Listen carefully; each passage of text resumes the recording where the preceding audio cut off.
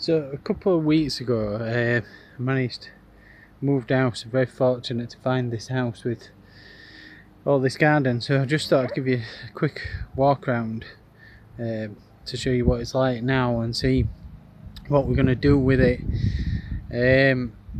From actually viewing it to now, I've changed my mind, which I've done before actually. Is that I think, oh yeah, I'll do that there, I'll do that there, and then once you get in it actually and live in it, even for a little bit, you sort of start to change your mind. And I think it's probably a good lesson to learn, is that don't stick to it, sort of be flexible, let it grow on you a bit really.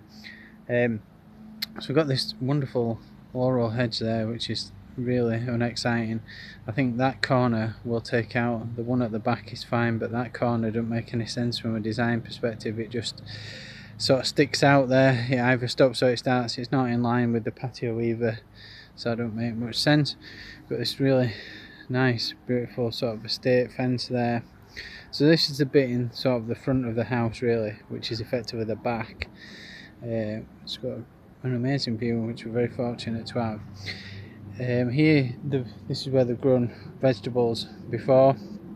It's been left a bit, so you can see the weeds there. Managed to clear a bit there. We've cleared a bit and planted some plug plants. I've got still more to do there. Initially I thought we'll just take that out and use this all as a lawn, but actually I don't know, I might grow to like it. We'll see, but for now definitely we'll use this area for growing vegetables this year until we get winter, to try and give ourselves a chance to set something up properly. But we might keep it, we might well keep it there. So this border actually has got quite a bit of potential there. What are you doing? So I think we'll keep these salvias and then we'll add to them with some more grasses I think, and some other sort of prairie style planting. But I do like the salvias there. The grass needs cutting a bit there. When I had a lot of time to do stuff in the house, outside the house, because we've been doing stuff inside the house. So there's patio there which needs softening a bit. We've started to soften it a bit with the pots, but it's quite big. It's quite a big open space, so it needs softening and breaking up a bit. But the flip side with pots is that they're great for things like that, but they need a lot of watering, don't they? So I'll go round up onto the other bit. So as we go through here, past the car,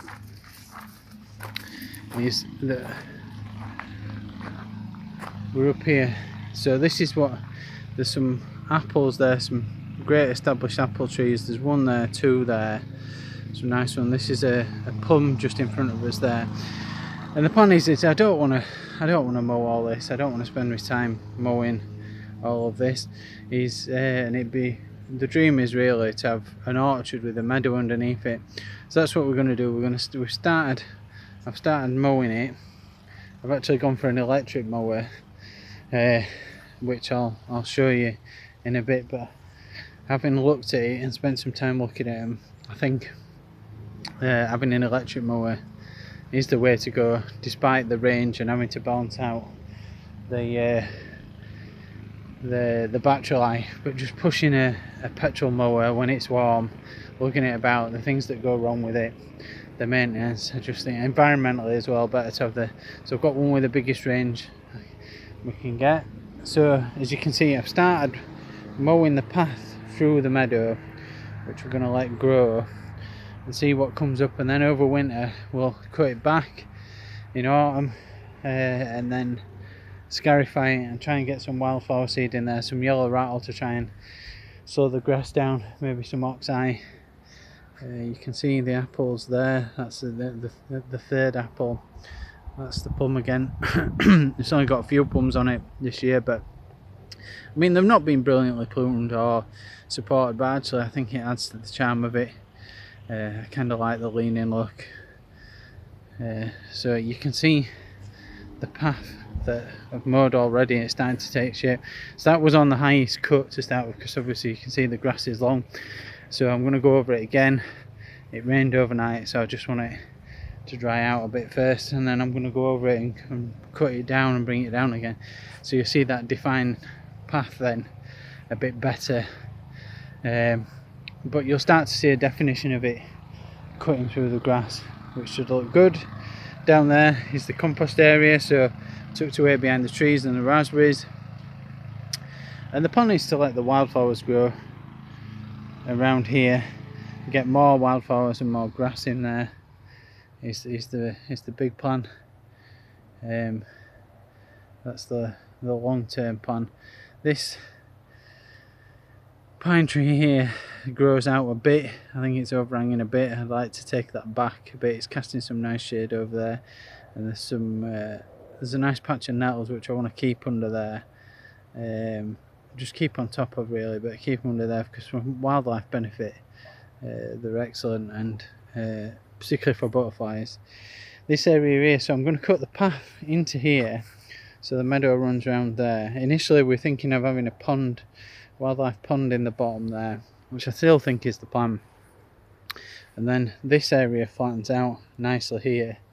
So the idea here is that this would be a perfect spot for a greenhouse really, as it flattens out.